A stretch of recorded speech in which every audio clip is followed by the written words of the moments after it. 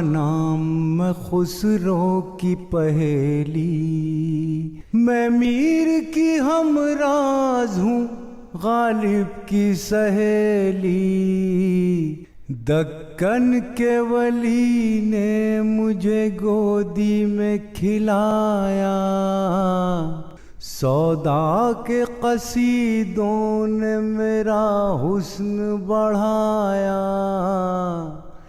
ہے میر کی عظمت کہ مجھے چلنا سکھایا، میں داغ کے آنگن میں کھلی بن کے چمیلی، اردو ہے میرا نام میں خسرو کی پہیلی۔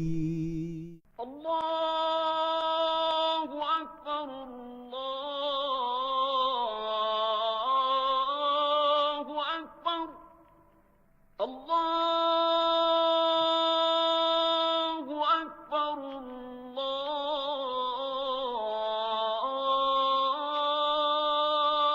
اللہ اکبر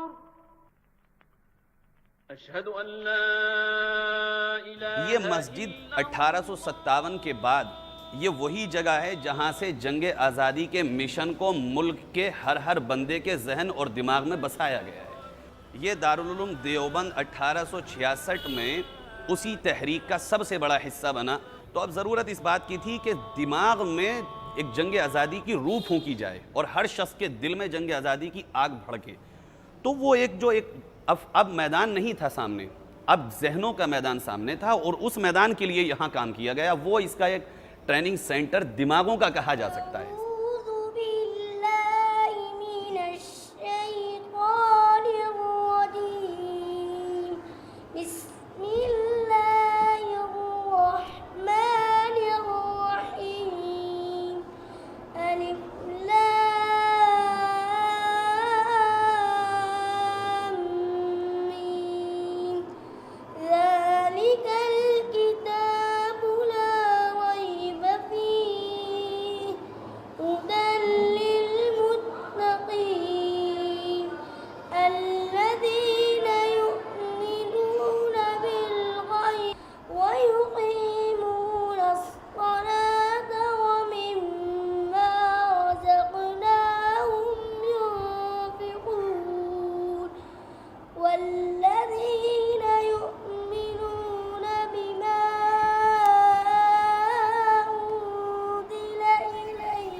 یہاں اصل میں چونکہ میری لائف ہی اسکول لائف تھی، اسکول میں پڑھتا تھا، میرے والد صاحب کا یہ اپنا ایک ارادہ تھا کہ مجھ سے جو 2 بڑے بھائی ہیں ان کو عالم بنائیں گے اور اس کو اسکول میں ڈال کر کے کوئی LLB یا اس طرح کا کوئی بھی اس کو ڈگری وغیرہ کرائیں گے۔ لیکن میرے دونوں بھائیوں کا یہاں ایڈمیشن ہوا مجھ سے پہلے قرات میں، وہ دونوں چھوڑ کر کے چلے گئے۔ ان کا یہ اپنا عمل رہا تھا کہ کہیں دل ہی نہیں لگتا۔ اس کے بعد میں نے جب دیکھا کہ میرے والد صاحب کی اور دادا مرحوم کی بڑی خواہش ہے، تو میں نے اپنا پلان چینج کیا اور اسکول چھوڑ کر کے پھر میں نے مراد آباد گیا، وہاں 1 سال فارسی پڑھی، پھر اس کے بعد 1 سال عربی کلاس پڑھی۔ تو دارالعلوم کبھی دیکھا نہیں تھا دیوبند ہم لوگوں نے، بس سنتے تھے کہ دارالعلوم ایشیا کی بہت اسلامک عظیم یونیورسٹی ہے، 1 نمبر یونیورسٹی ہے۔ دل ہی دل میں ایک عقیدت کا مینار اس کا ہم نے بنایا تھا۔ فرسٹ ٹائم جب یہاں پر آئے امتحان دینے کے لیے اور سب کچھ دیکھا، اور یہاں پہ وہ دل میں کیفیت محسوس کی جو گھر پہ کبھی نہیں کر پائے تھے۔ نمازوں میں، یہاں پر عبادت میں، ذکر میں ایک عجیب سی نورانیت محسوس ہوئی، اور اللہ سے دعا کی کہ اللہ اگر تجھے یہاں ہمیں کچھ علم دینا ہے اور تعلیم دینی ہے، مولا یہاں پہ ہمارا داخلہ کرا دے۔ داخلے میں یہاں پہ جو ٹیسٹ ہوتا ہے بہت ٹف ہوتا ہے، نہیں شاید کسی بھی یونیورسٹی کا اتنا ٹف نہیں ہوتا جتنا یہاں ہوتا ہے۔ پوری بک کھول کر کے بیٹھتے ہیں اور جو سوالات ہوتے ہیں یہاں سے لے کر کے لاسٹ پیج تک پوچھتے ہیں۔ یہاں آنے کے بعد دماغ ہمارا ایک کلوز تھا، یعنی کوئی نہ فکر تھی، نہ سوچ تھی، نہ تھنکنگ تھی کچھ کرنا ہے، نہ کوئی فیوچر پلان تھا، بس یہ تھا کہ آپ پڑھیں گے۔ لیکن جب یہاں ایڈمیشن لیا اور فرسٹ ٹائم ہم کلاس میں پہنچے ہیں، اور ٹیچر کی جو ہم نے یہاں فرسٹ جو کلاس ہوتی ہے تو آغاز اس کا ہوتا ہے نصیحتوں پر اور ہدایات پر۔ ٹیچر آنے کے بعد اپنے اسٹوڈنٹ کو ہدایات کرتے ہیں، پورے سال کے جو مستقبل ہوتا ہے اس کا وہ سمجھاتے ہیں کہ آپ کو اس طرح رہنا ہے۔ جب انہوں نے ہمارے حضرت مولانا سلمان صاحب ہیں، حضرت مولانا خضر صاحب، انہوں نے آ کر کے جب ہدایات کی ہیں تو وہاں دل کی دنیا ہلکے ہلکے بدلنا شروع ہو گئی کہ تم صرف اس کے لیے پیدا نہیں کیے گئے ہو، بلکہ ایک بہت عظیم مقصد ہے تمہارے سامنے، اور بس بدلتے چلے گئے اور اپنا زندگی کا جو مقصد تھا وہ سمجھ میں آتا چلا گیا کہ قوم کی، ملت کی، ملک کی خدمت تمہارا سب سے بڑا نصب العین ہے۔ صبح جب فجر کی نماز اذان ہوتی تھی تو یہاں پر کنڈی کھٹکھٹا دی جاتی، اب سونا نہیں ہے، چاہے نیند کتنی آ رہی ہو، کتنے تھکے ہوئے، لیکن آپ کو اب نماز پڑھ لی ہے۔ نماز پڑھتے تھے، نماز کے بعد ناشتہ یا جو بھی بریک فاسٹ ہوتا تھا اس کو کر لیتے تھے، اس کے بعد پھر ہماری کلاسز شروع ہو جاتی تھی۔ ہمارے یہاں وسیم صاحب ہیں، یہاں سے آفٹر کمپلیٹ پڑھائی پوری کرنے کے بعد، تعلیم مکمل کرنے کے بعد جامعہ اسلامیہ گئے، وہاں سے گریجویشن کیا اور اس کے بعد IAS کی تیاری کی، اور IAS انہوں نے کیا ہے۔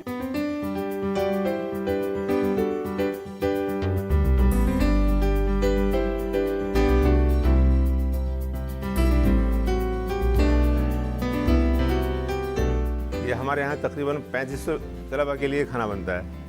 صبح سویرا تقریباً 5 ساڑھے 5 بجے سے کھانا شروع ہو جاتا ہے اور شام کو مغرب تک کھانا بنتا ہے۔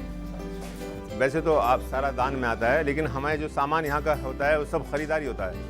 یہ سہارنپور سے سب خریداری کرتے ہیں سب، اور آٹا وغیرہ سب چندے میں آتا ہے، سب دان میں آتا ہے جتنا ہے۔ گیہوں ہمارے پاس 4-5 ہزار کونٹل آتا ہے، سب چندے میں آتا ہے۔ روزانہ ہمارے یہاں میٹ جو خرچ ہوتا ہے وہ 400 کلو کے قریب گوشت لگتا ہے، اور دال 200 کلو صبح میں۔ اس طرح بریانی جو 2-3 مرتبہ بنتی ہے، 3 مرتبہ بنتی ہے، وہ ایک مرتبہ میں 950 کلو چاول بنتا ہے ایک وقت کے لیے۔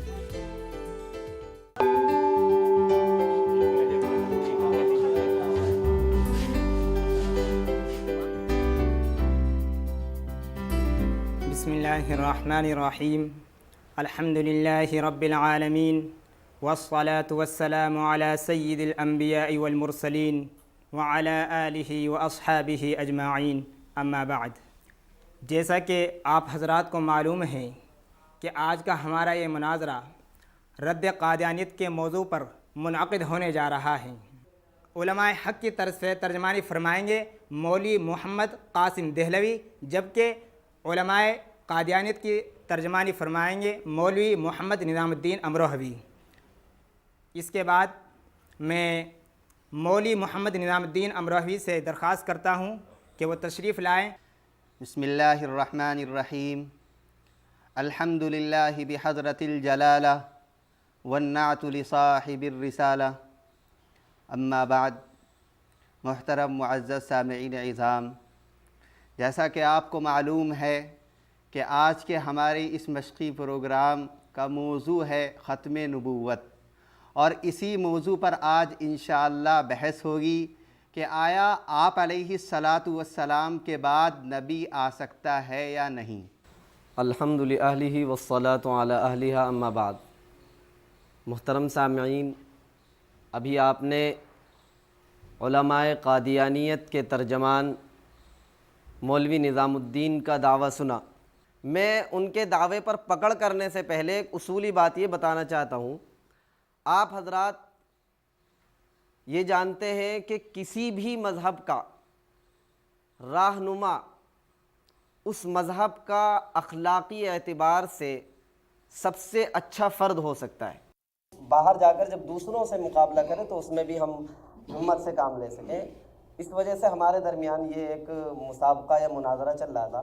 سن 1857 کے بعد 1866 میں ایک مدرسہ بنا، لیکن آج آپ اگر اسے دیکھیں گے تو اس کے 1000 نہیں، 10,000 نہیں، 50,000 مدرسے ساری دنیا کے اندر بنے ہوئے ہیں۔ میں امریکہ گیا تھا، وہاں مدرسے ہیں، میں کینیڈا گیا، وہاں مدرسے ہیں، میں انگلینڈ میں آیا، وہاں مدرسے ہیں، افریقہ میں جائیں آپ، اور یہ جتنے لوگ مدرسوں کو قائم کر رہے ہیں اور چلا رہے ہیں، یہ وہی لوگ ہیں کہ جو 1 2 3 4 واسطوں سے دارالعلوم ہی کے فارغ ہیں، ان کے شاگردوں کے شاگردوں کے، اور وہ چیز دنیا کے اندر چل رہی ہے۔ یہاں سے دیوبند مشہور ہوا ہے، اس لیے کہ اب یہ تحریک سارے عالم کے اندر پھیل گئی۔ اب ہر شخص اس کو دیوبندی ایک نظریہ ہے، یہ ایک نظریہ ہے اور خالص مذہبی نظریہ ہے۔ اس نظریے کا اب اس وقت سیاست سے کوئی تعلق نہیں ہے۔ ملک کی آزادی تک تو یہ لوگ سیاست کے اندر تھے اور لڑ رہے تھے، مر رہے تھے، اور میں کہتا ہوں لاکھوں شہید ہو گئے ملک کے اندر۔ جن لوگوں کو پھانسی دی گئی ہے میرٹھ کے اندر 1857 میں 151 یا کتنے لوگ ہیں، ان کے اندر اکثریت علماء کی ہے، مسلمانوں کی ہے۔ یہاں قرب و جوار کے جو دیہات ہیں، یہ ابھی قریب میں پھلاس وغیرہ اب تو لوگ جانتے بھی نہیں، پورے دیہات کو آگ لگا دی گئی ہے۔ یہ لوگ نظریاتی اعتبار سے دیوبند تھے۔ آج تک یہ نظریہ مشہور ہے سارے عالم کے اندر کہ دیوبندی، حالانکہ انہوں نے دیوبند کو دیکھا بھی نہیں ہے. تو اس لیے یہ ایک مدرسہ ہی نہیں ہے بلکہ یہ تو ایک تحریک ہے جو سارے عالم کے اندر چلی. ملک کی آزادی کے بعد انہوں نے پوری کروٹ لے لی. اس کے اندر جمعیت علماء بالکل یعنی گویا کہ آگے ہے. دیوبند سے وہ تحریک چلی تھی ملک کی آزادی کی، لیکن دیوبند کو بحیثیت مدرسے کے تحریک سے الگ رکھا گیا سیاست سے، ملک کی آزادی سے پہلے بھی اور آج بھی. ہمارا جو مدرسے کا گویا کہ یہ سمجھیے ماحول ہے وہ صرف تعلیم کے لیے ہے، تربیت کے لیے ہے. ہم آدمی کو تیار کرتے ہیں مذہبی اعتبار سے. باقی رہ گیا یہ کہ سیاست ہمارے مدارس کا سیاست سے کوئی لینا دینا نہیں ہے، ان کا کوئی تعلق نہیں ہے.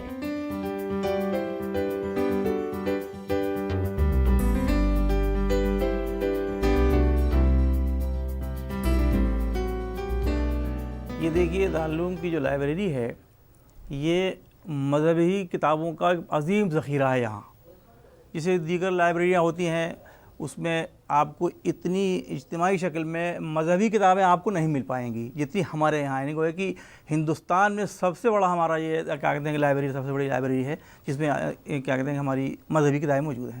اس میں آپ عربی کی ہیں، اردو کی ہیں، فارسی کی ہیں، ہندی کی ہیں، تقریباً 16 زبانوں میں ہمارے یہاں کتابیں موجود ہیں. اور یہاں سے ہمارے یہاں جو طلبہ جن کا ایڈمیشن ہو جاتا ہے جو ان کو پورے سال کتابیں پڑھنے کے لیے فری دی جاتی ہیں. یہاں عربی پر اور اردو پر اور کیا کہتے ہیں کہ فارسی پر ریسرچ کے لیے بیرون ممالک سے بھی ہمارے یہاں اسکالرس آتے ہیں اور کیا کہتے ہیں جو پی ایچ ڈی کرتے ہیں وہ بھی ہمارے یہاں آتے ہیں. وہ کیا کہتے ہیں ریسرچ کرتے ہیں عربی پر، فارسی پر. باہر سے ابھی ہمارے یہاں ابھی بھی فی الحال اسی مہینے میں 2 امریکہ سے آئے تھے. کوئی ایران سے آ جاتا ہے، پھر کیا کہتے ہیں کہ امریکہ سے آئے تھے، کوئی افغانستان سے آیا تھا، کوئی ادھر سے آتا ہے، اور انڈیا کے تو آتے ہی رہتے ہیں. اسی طریقے سے ہمارے یہاں دارالعلوم کے اندر یہ جو لائبریری ہے اس میں جتنے بھی ہمارے اکابر ہیں، یعنی ہمارے گویا کہ پوروج بزرگ حضرت شاہ ولی اللہ سے لے کر کے اور اس وقت کے تقریباً 70 ہمارے اکابرین ہیں، ان کی جتنی بھی تصنیفات ہیں، یعنی ان کے گویا کہ جتنے بھی لیکھ ہیں یا کتابیں ہیں، ان کو ہم نے بہت ہی کمرے میں آپ ادھر دیکھیں گے ہم نے ان کو مخصوص انداز میں ان کو اکٹھا کر رکھا ہے. یعنی جتنی بھی ہم کو کتابیں دستیاب ہو سکتی ہیں ان کی وہ جتنی ہم کو مل چکی ہیں ہم ان کو اکٹھا کرتے ہیں تاکہ ہمارے اکابرین کا ایک سلسلہ جو ہے یہ ذخیرہ ہے موجود رہے.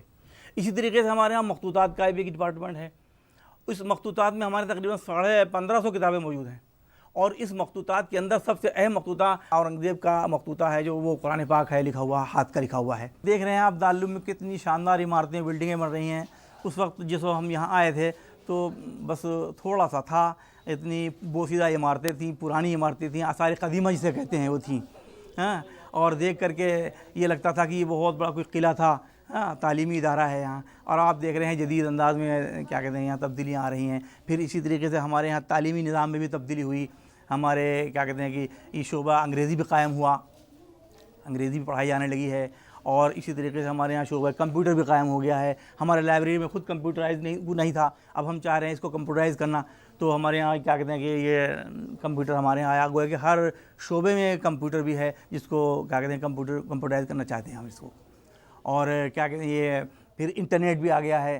تو یہ تمام تبدیلی دنیا کے اعتبار سے ہم چلتے ہیں تو ہمارے تبدیلیاں سب بڑھتی رہتی ہیں. تب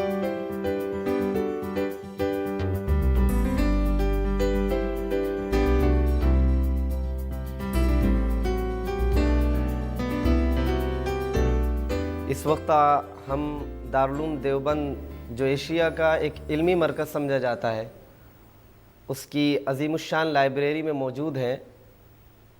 اور اس لائبریری میں جیسا کہ آپ جیسے ہی داخل ہوئے ہوں گے آپ نے محسوس کیا ہوگا تمام ہی فنون پر کتابوں کا ایک بڑا ذخیرہ موجود ہے. عربی، اردو، فارسی، پنجابی، تمل، فرانسیسی، ہندی اور ہندوستان کی جتنی بھی زبانیں ہیں ان تمام زبانوں سے متعلق یہاں کتابیں ہیں.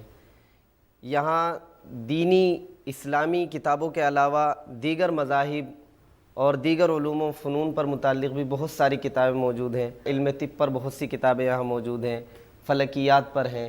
یعنی اسلامیات کے علاوہ بہت سا ایسا ذخیرہ ہے کہ اگر ہندوستان بلکہ میں کہتا ہوں پورے عالم کا علمی طبقہ اس کتب خانے پر فخر کرنا چاہے تو یقیناً وہ فخر کر سکتا ہے۔ بہت بڑا علمی ذخیرہ یہاں موجود ہے۔ یہ جو دارالعلوم دیوبند کا نوادرات کا ایک حصہ ہے، اس میں بہت سی ایسی کتابیں ہیں نادر، ہاتھ سے لکھی ہوئی بھی ہیں اور ٹائپ رائٹنگ کی بھی ہیں، بہت سی کتابیں یہاں موجود ہیں جو اس وقت بہت ہی کم دنیا میں پائی جاتی ہیں۔ آپ نے وہاں محسوس کیا ہوگا قرآن کریم کے بہت سے ایسے نسخے بھی موجود ہیں جن کی نقاشی کو دیکھ کر ایسا محسوس ہوتا ہے کہ شاید آج کے کمپیوٹرائز کے زمانے میں بھی اتنی خوبصورت اور اتنی دیدہ زیب تحریریں ہمیں دیکھنے کو نہیں مل سکتی ہیں۔ اور اس جو نوادرات کا شعبہ ہے، اس میں سب سے اہم حصہ ہم اسے سمجھتے ہیں، جس میں اسلامیات سے متعلق اہم کتابوں کے علاوہ دیگر مذاہب سے متعلق بھی بہت سی اہم کتابیں موجود ہیں۔ آپ دیکھ سکتے ہیں اگر ایک طرف یہاں انجیل اور زبور اور تورات موجود ہے جو اسلام کی بڑی اہم کتابیں شمار کی جاتی ہیں، آسمانی کتابیں شمار کی جاتی ہیں، جیسا کہ قرآن کریم جناب محمد رسول اللہ صلی اللہ علیہ وسلم پر نازل کیا گیا، ایسے ہی دیگر انبیاء پر یہ کتابیں جو نازل کی گئی یہاں موجود ہیں۔ اس کے علاوہ یہاں والمیکی صاحب کی لکھی ہوئی رامائن بھی ہے جو ہندو دھرم کی بہت ہی پوتر کتاب سمجھی جاتی ہے۔ تلسی صاحب کی رامائن بھی یہاں موجود ہے۔ یجروید، جیسا کہ ہم مسلمانوں کے ہاں سمجھا جاتا ہے کہ قرآن کریم ہے، یہ منزل من اللہ کتاب ہے، اور انجیل وغیرہ یہ کتابیں آسمان سے نازل ہوئیں، اسی طریقے سے ہندو دھرم کے اعتبار سے اگر آپ محسوس کریں تو یہ یجروید ہے، جس کو یہ سمجھا جاتا ہے کہ یہ بھی آسمان سے ہی اتری ہوئی ایک کتاب ہے۔ اور بہت سی ایسی کتابیں ہیں جسے آپ یہ دیکھ سکتے ہیں، سکھ دھرم کی بہت ہی اہم کتاب ہے گرنتھ صاحب، یہ انگریزی زبان میں یہاں موجود ہے۔ یعنی آپ یہ سمجھیے کہ یہاں اس نوادرات کے شعبے میں دارالعلوم کے ایسی بہت سی چیزیں موجود ہیں جو شاید آپ کو دوسری کسی لائبریری میں کم ہی مل پائیں یا نہ مل پائیں، ایسا بھی بہت سے ممکن۔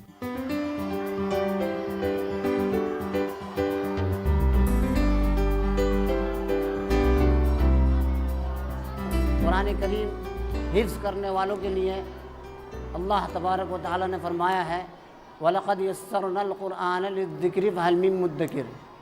قرآن کریم حفظ کرنے والوں کے بچوں کے لیے ہم نے اس کو آسان کر دیا ہے، کسی چیز کے لیے آسان نہیں فرمایا، صرف قرآن کریم کے لیے یہ اللہ تعالیٰ نے فرمایا ہے کہ ہم نے حفظ کرنے والے بچوں کے لیے اس کو آسان کر دیا ہے۔ کچھ تیاری کرانی پڑتی ہے کچھ بچوں کو، کچھ خود بھی نکال لیتے ہیں، بچوں کے مائنڈ کے حساب سے ہے، جو بچہ جس مائنڈ کا ہے اس کے حساب سے اس کو تیاری کرانی پڑتی ہے۔ زیادہ سے زیادہ 3 سال، اور بہت سے ذہین بچے ہوتے ہیں 1 سال میں بھی کر لیتے ہیں، 1.5 سال میں، 2 سال میں، حد ہے 3 سال۔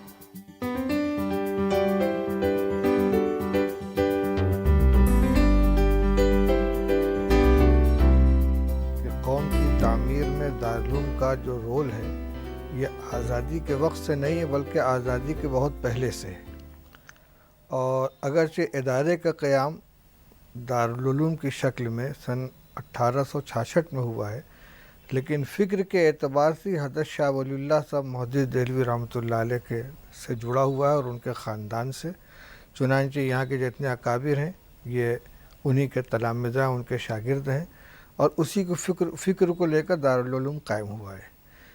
ہمارے جو اکابر تھے انہوں نے ملک آزاد ہونے تک تو سیاسی کردار بھی ادا کیا۔ سیاسی سے مراد پارلیمنٹری سیاست نہیں، بلکہ جو کانفرنسیں ہیں، ریزولیشن ہیں، اور دھرنے ہیں، پردرشن ہیں، جیل بھرو تحریک ہے، چنانچہ اسیر مالٹا مولانا محمود حسن صاحب رحمۃ اللہ علیہ، مولانا سید حسین احمد صاحب مدنی رحمۃ اللہ علیہ، مولانا عبد اللہ سندھی رحمۃ اللہ علیہ، ان سب حضرات نے یہ سیاسی کردار ادا کیا۔ لیکن جب ملک آزاد ہو گیا تو چونکہ ان کی یہ ساری قربانیاں کسی صلے کی خاطر نہیں تھی بلکہ قوم اور ملک کی محبت میں تھیں، اس لیے انہوں نے اپنے آپ کو سیاست سے بالکل الگ کر لیا۔ پارلیمنٹری سیاست میں جو تھوڑا بہت دخل تھا، پہلے ان کے امیدوار بھی کھڑے ہوتے تھے، اس کو بھی ختم کر دیا گیا، اور تمام تر توجہ جو ہے وہ تعلیم اور اصلاح قوم کی تعمیر کے اوپر ہو گئی۔ دارالعلوم تو ایک مرکزی ادارہ تھا، یہاں چراغ سے چراغ جلتے رہے، جو یہاں کے فضلاء نکلے انہوں نے اپنے اپنے مقامات کے اوپر ادارے قائم کیے، ان کو ضابطے کی شاخ تو نہیں کہہ سکتے، لیکن فکر اور عمل کے اعتبار سے وہ یقیناً اس کی برانچ اور اس کی شاخیں تھیں.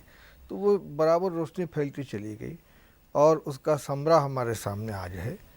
ورنہ ہم دیکھتے ہیں کہ ملکوں کے اندر جب اقتدار تبدیل ہوتا ہے تو تہذیب بدل جاتی ہے. ہماری ہندوستان کی یہ خاصیت یہاں کی مٹی کا اثر ہے کہ یہاں تہذیب نہیں بدلی. اگرچہ کوششیں اس کے لیے بہت کی گئیں اور نئی نسل کے اندر اس کے آثار آ رہے ہیں، لیکن جو پرانی نسل تھی اور آزادی کے بعد کے لوگ، انہوں نے کچھ اچھی چیزیں تو لیں، تعلیم لی اور ترقی کے جو ان کے فارمولے تھے وہ لیے، لیکن اپنی تہذیب سے جڑے رہے.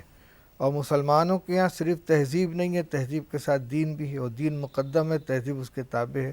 اس لیے ان کی ساری توجہ اسی کے اوپر رہی. ہم تو ہر موقع پر اسی کی کوشش کرتے ہیں کہ ملک کے اندر اگر کچھ لوگ کمیونل ذہن کے ہیں تو بہت بڑی تعداد وہ ہے کہ جو ملک کے اندر یکجہتی اور اتحاد کو چاہتی ہے، ان کو اپنے ساتھ لے کر چلتے ہیں، ان کو اوپر اٹھاتے ہیں، ان کے ساتھ کھڑے ہوتے ہیں، ان کو اپنے ساتھ کھڑا کرتے ہیں. ہماری کوشش یہی ہوتی ہے کہ اس ملک کے اندر ہم نے اپنے اختیار سے اس کو اپنا وطن بنایا ہے، اس کو چنا ہے. ہمارے سامنے آپشن تھا ہمارے بزرگوں کے سامنے، لیکن ہم نے کہا کہ اسی مٹی میں ہم نے جنم لیا، یہیں مریں گے. جب اس کو اپنا وطن بنایا ہے تو وطن کے تئیں جو ذمہ داریاں ہوتی ہیں، اس کے ساتھ جو محبت ہوتی ہے، تمام اہل وطن کے ساتھ مل کر ہے.